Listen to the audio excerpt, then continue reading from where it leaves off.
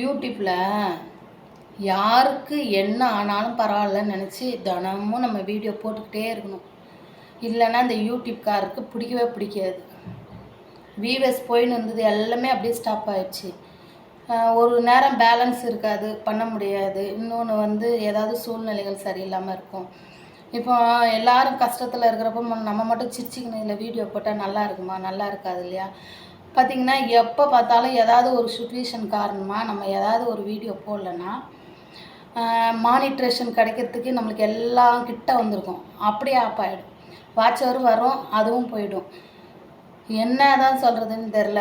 நம்ம எங்கே போனாலும் நம்மளுக்கு முட்டுறது தான் வேலையாக இருக்குது. எவ்வளோ கஷ்டப்பட்டு யாரோட உதவி இல்லாமல் நம்ம வீடியோ போட்டு அது ஒரு வீடியோ எடுக்கிறதுக்கு எத்தனை தடவை ஆகுது தெரியுமா? அது எப்படி வந்திருக்கு, இல்லை நம்ம பேசுகிறதுல எதனா தப்பாகிடுதா, இது யாரையாவது பாதிக்குமான்னு பார்த்து பார்த்து பயந்து பயந்து வீடியோ போட வேண்டியிருக்கு. ஆனால் பார்த்திங்கன்னா இந்த மாதிரி ஆயிடுது. ரொம்ப கஷ்டமாக இருக்குது. யூடியூப்பை ஏதாவது ஒன்று செஞ்சுக்கினே இருந்தால் தான் அது நம்மளுக்கு நல்லா இருக்க நல்லாலையே போயினே இருக்கணும்.